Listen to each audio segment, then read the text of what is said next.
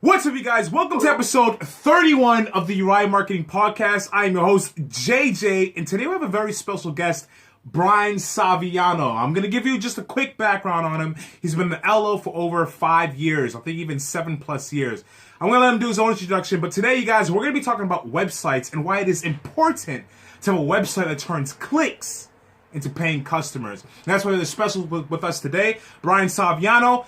CEO and founder of Trackable Results. He has had amazing track records of bringing clients like yourself consistent quality leads by building the perfect website that not only turns clicks to the customers, like I said, but gets their captured email information and so forth and so on. So, without further ado, let's introduce my man, my co-host today for this episode, Brian Saviano. All right. Well, thanks for the warm-up there. I think I should have you be my spokesperson all the time. You're not the only person who said that to me, man. I've gotten that so many times. So, yep, go ahead, introduce yourself. Tell people where you're from, brother. All this good stuff. Let's go. Sure. Yeah. I think you already did a good job doing that, but to back up, to further on what JJ said, I actually started in the mortgage business when I was in college. My sister and I, we actually both started out as telemarketers, and we were just generating leads for companies. So my first job, I was like probably 19. I was actually a lead generator for a mortgage company. Wow. And yeah, so I did that while I was in college, and then actually what I did is when I graduated college, I threw on a yellow jacket. I went down to the trading floors of the Chicago Mercantile Exchange, and I saved up my money. I actually became a member of the Board of Trade, and it all went electronic. And during that time, it was actually a really unique period because I noticed that the guys who were using technology were actually able to dominate this whole area that's been primarily back to the caveman days of open outcry, which is bid trading. Right. And these guys with these computers, they would develop these programs. And these programs allowed them to be faster than the guys in the pit, and they were able to actually grab information, access that data, and make trades based off that data, and they were actually very profitable. And then as the electronic market became primarily all electronic, I ended up going back into the mortgage industry. And I did that for 7 years. I studied a lot of marketing, and here where I'm at today, I'm the co-founder actually of Trackable Results. We primarily specialize in web development, and we help people get found on the front page of Google, where most people go. Everyone these days, they got a cell phone glued to their hand, right, or to their. They go to bed with their cell phones these days. So. It's really important that you've got not only a web presence, but a mobile presence as well, like we talked about earlier. Completely correct. So you literally witnessed, here's the thing, you guys, pretty much in a nutshell, Brian Saviano witnessed the transition from the archaic era where people were advertising on newspapers, going to BNI, Chamber of Commerce events, to literally watching everything shift over online, digital, which means Google, YouTube, Facebook, Instagram, now Snapchat, and other mediums that our people, are using on a daily basis. Henceforth, why everyone is on this device every single day, glued to their phones, right? So, I got mine right here. Yeah, charging. We cannot live without our mobile devices. So my question to you is, why is it important now to have a website that is not only aesthetically pleasing, and obviously I'm not the best person here to talk about websites, but I already understand that with Google, I know this is old news, but it is important to have your website optimized for mobile devices. If not, then you're not even going to rank on not even on the third page of Google. Well, actually, JJ, that's really interesting that you bring that up, because what the mobile Geddon did back when they came out is Google made an announcement saying that any website that wasn't mobile responsive, that they weren't going to be favoring them from the search results, because more than half of all searches were performed on mobile devices, and because more searches are performed on mobile devices, Google actually gives favor to the websites that are mobile responsive. So, in a nutshell, what Brian is saying here, you guys, stop trying to fight the change. The consumers are telling you what to do. Literally. Google is not going to tell what the consumers to do. The consumers will tell Google and other companies what to do because that's the point of having a business. The ability to provide people what they want, when they want it, at any time. So stop trying to fight, Facebook ads doesn't work. Stop trying to fight Instagram doesn't work. Stop trying to fight, I don't need a new website. Stop trying to fight those things and adapt. Because if you don't adapt, you will die. That's very unfortunate. It sounds harsh, but it is a fact. Now, we're not going to dive too deep into social media advertising today, but what a lot of you guys don't know is when we run campaigns for our customers, our mortgage clients, what happens is they'll see your ad, they may not opt in right away, which is why we have the importance of retargeting ads, but that's another story. If you don't know what retargeting ads are, just go ahead, check out the last couple of episodes in our podcast. Don't know which one it is, but they will literally go online, they'll go on Google, they'll look up your name, XYZ Mortgage Company, they'll check out your website. And a lot of you have, I'm sorry, but hideous websites that need to be updated. You know, I know some of you guys have websites that are built by companies, so if you're working for First United Mortgage or, I don't know, Remax, they probably have your website, but the website is not built in a way that is going to help you capture those quality leads that you need. Which is why it is important to invest some money in yourself and build a website by someone like Brian Saviano. So we're going to dive deep into it right now, talking about how you can capture leads on websites, what should be on that page, and Brian will be discussing all of that. So Brian, you got the mic, brother. All right, well, excellent. Actually, you bring up a real good point, JJ. A lot of mortgage companies do have a website, and even I see this predominantly with a lot of real estate agents as well. The company will have a website. Right. And that loan officer or real estate agent will be relying solely on the broker owner's website to do their marketing. And I think every loan officer and real estate agent, they should have their own website and treat this as a business because this allows you to market yourself as well. Exactly. And that is a point. Sorry about that, you guys. My laptop was dying, so I had to put a charge. If you're watching on YouTube, you saw me get up. If you're on SoundCloud or iTunes, you don't know anything what's going on.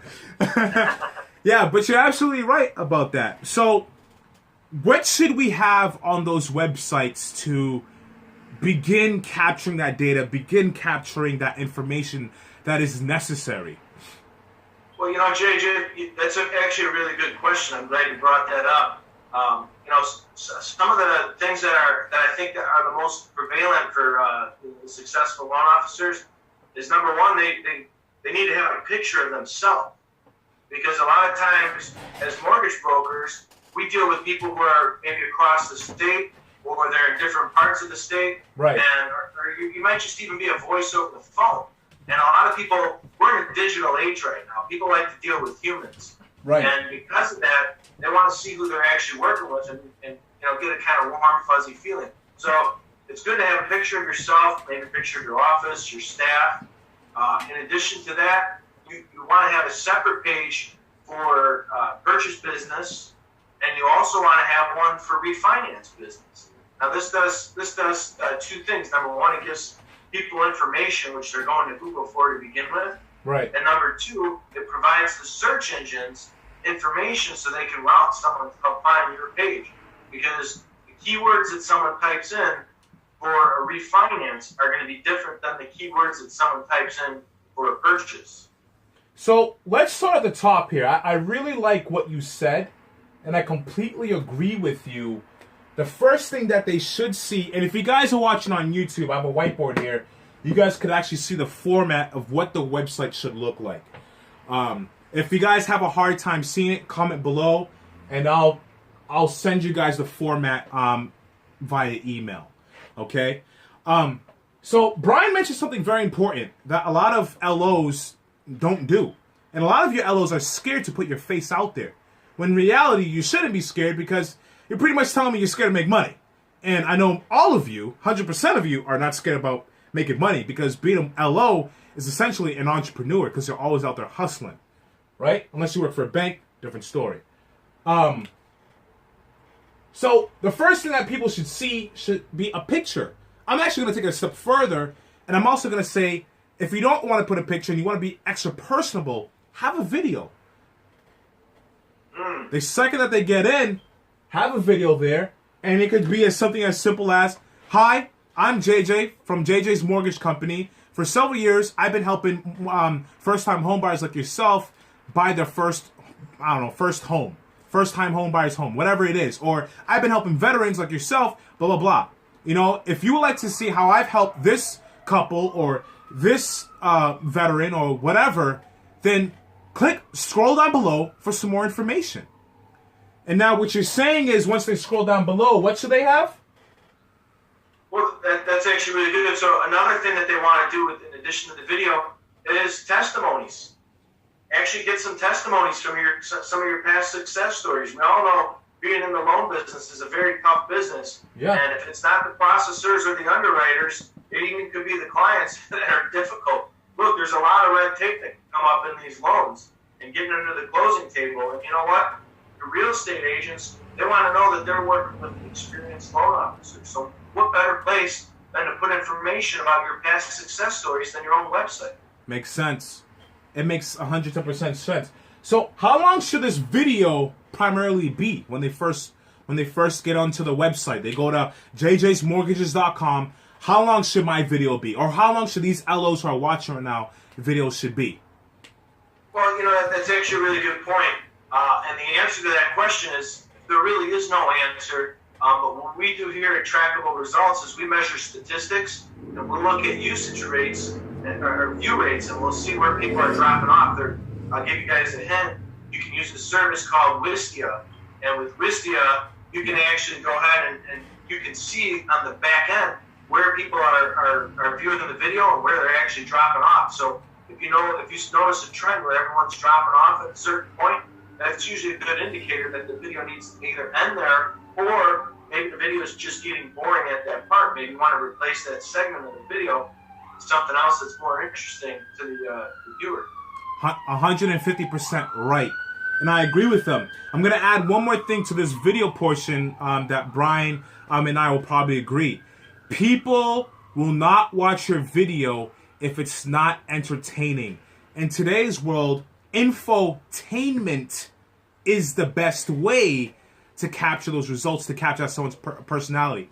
If you're just going to have a background where it's just all white and it's a typical boring background, I'm sorry, if your video is 5 minutes, no matter how funny you are, you think you are, I'm probably not going to stick around and watch it because the attention span is short. Now, we're not saying, make a 60-second video. We're not saying make a 20-minute video. We're saying it's quality over the time or over the quantity, which is, I guess in this case, would be the minutes of the video.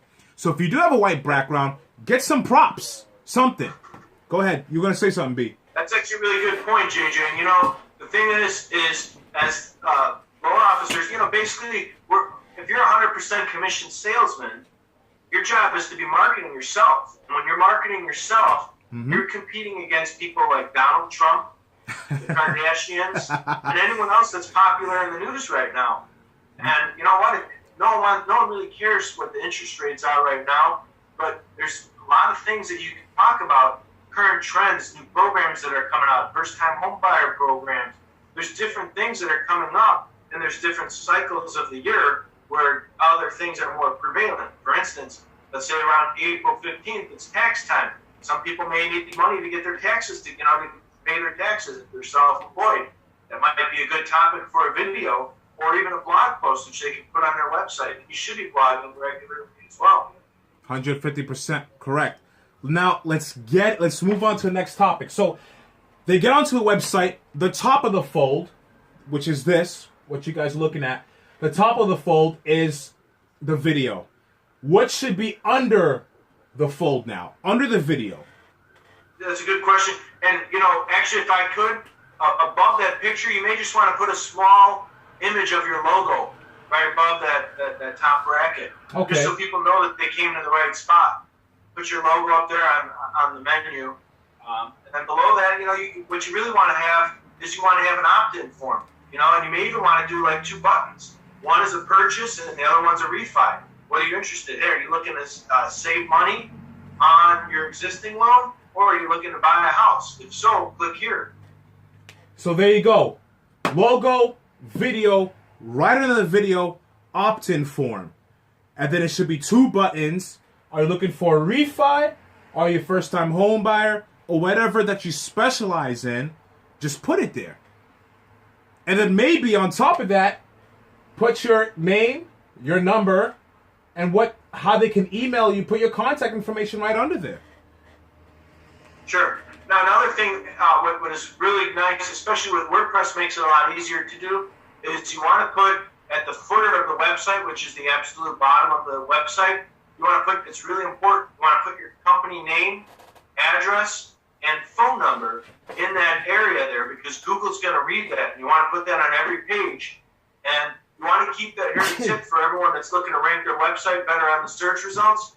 You want to keep that NAP is what we refer to it in the search engine optimization world, but you want to keep that consistent with the exact spelling and punctuation as it is listed on Google. Your business is listed on Google. 110% correct. You see, I'm even learning something today, you guys. I did not know that.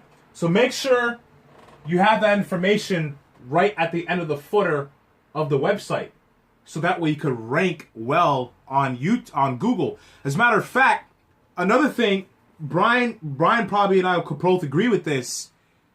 WordPress, Google favors WordPress. So if you have a WordPress website, you're more likely to reach higher ranks. So don't create a website on like ClickFunnels or Lead Pages or Squarespace.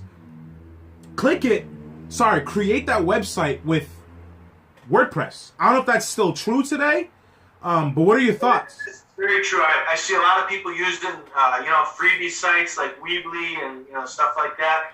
Those are nice. Those are cute.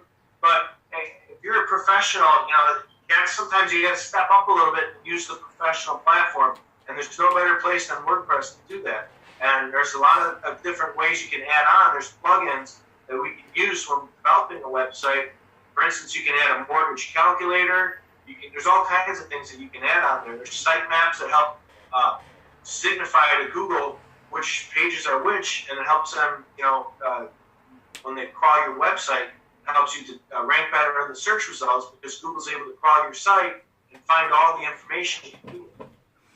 So this is important stuff. This is very important stuff. I hope you guys have your pen and paper. If you're watching this, record the screen, because this is vital to you guys. Again, everything is switching from newspapers to digital. So you got the logo, you got the video, you got the opt-in information, the contact information at the footer, which is the bottom of the website. You have your company name again, so that way for SEO and search engine optimization. Now let's talk about the hamburger. What's in the burger? That's a good question.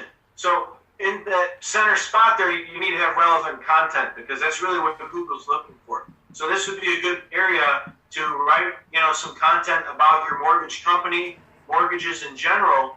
And a good way to do that is to use what's called headings tags, which I can send to JJ here in a little while. He can, for anyone who's interested and wants more information, I'll give you the HTML code if you want to go ahead and put that on your own website. But basically what you want to do is you want to put headings tags.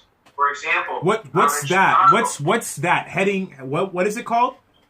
It's called a headings tag. So there's H1 tags, there's H2 tags, and H3 tags. What are they? Ideally, you have all three of them on your website, mm-hmm. and you want to have the keyword and the geo modifier. Mortgage broker, Chicago, Illinois.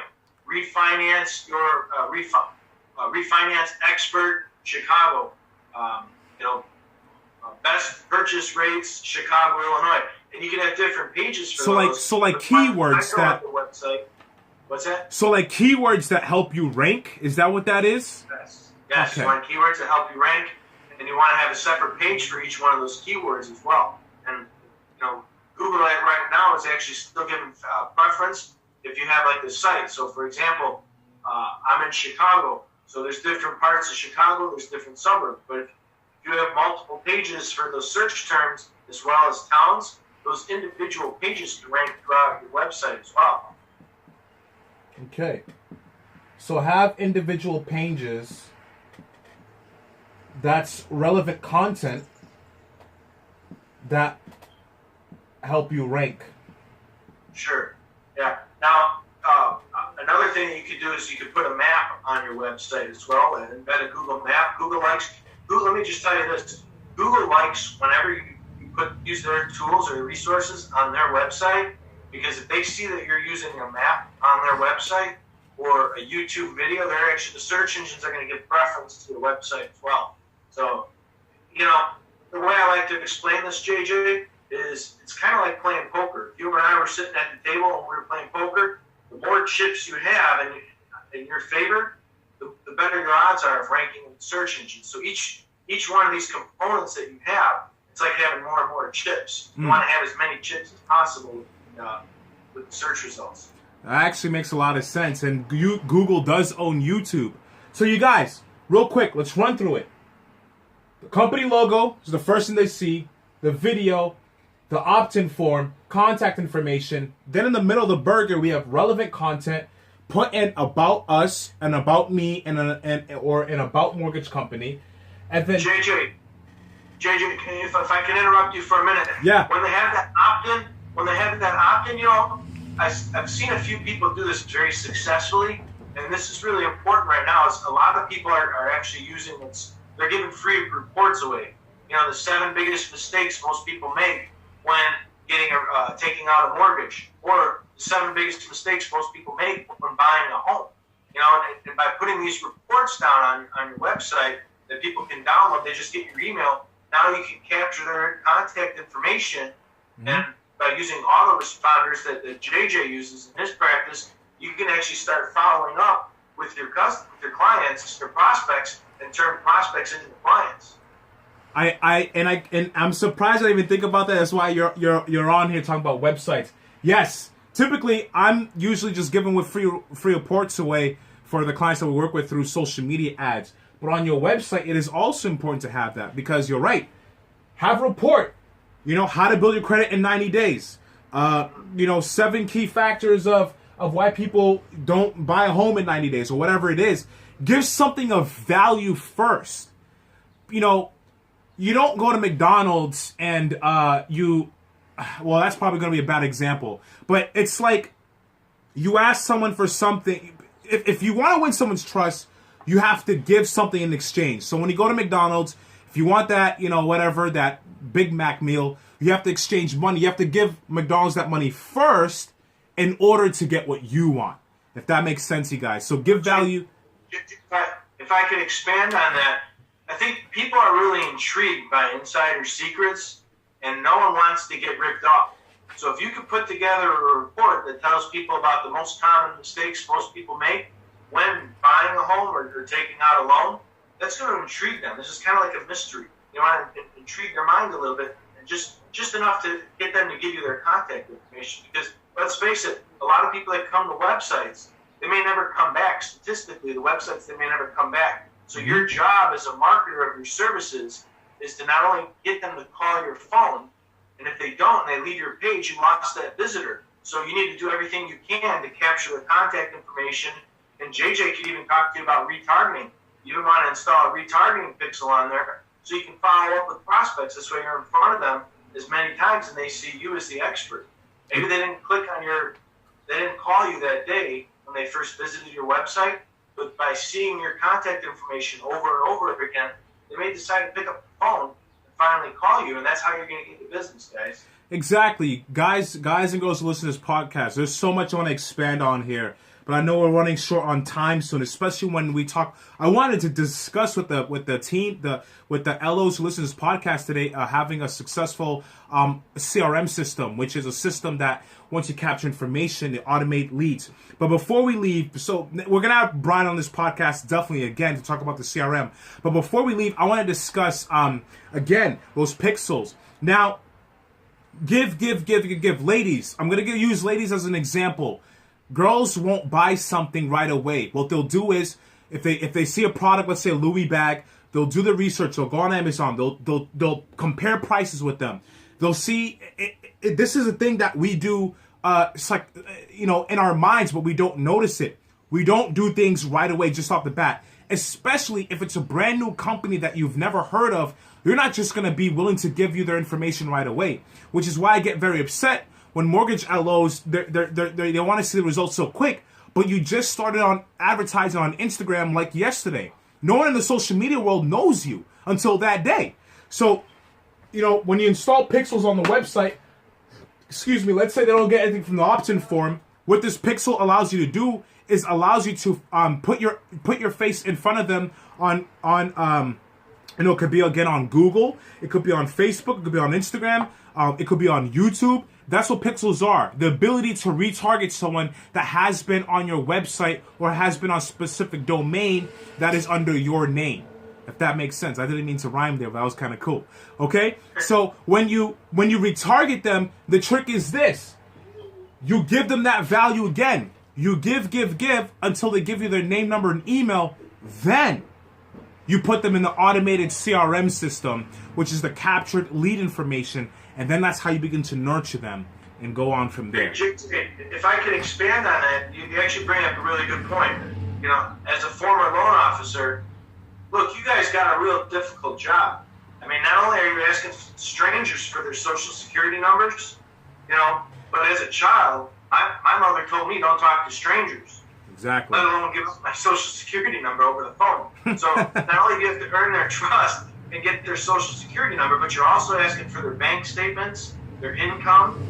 Send me your bank statements. Hey, JJ, send me your the last 2 months of bank statements and your pay stubs, and a copy of your driver's license and your social security number. So, these things don't just happen overnight. It takes trust to build that up. And what better way to do that than to be on their computer every time they see it? 190%.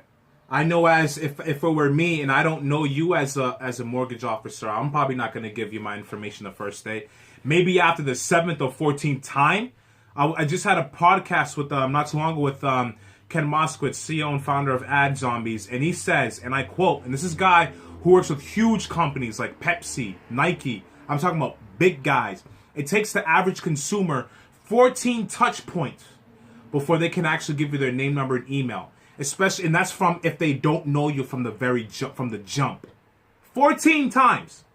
So don't tell me that, and it doesn't matter which type of company. Same thing with the Chamber of Commerce and BNI. If you don't get a referral and you meet someone that for the first time, they're not gonna mesh well with you the first time. They might mesh with you the first time. That's rare, but typically, on average, humans, the way we are, it takes us time to develop that trust. Just like the BNI model, know, like, and trust, it's the same thing, but now it's just moved online. That's the difference. Sure. All right. So, time is up. Again, you guys, this is Brian Saviano, CEO and founder of Trackable Results. I'm so excited to have you here today.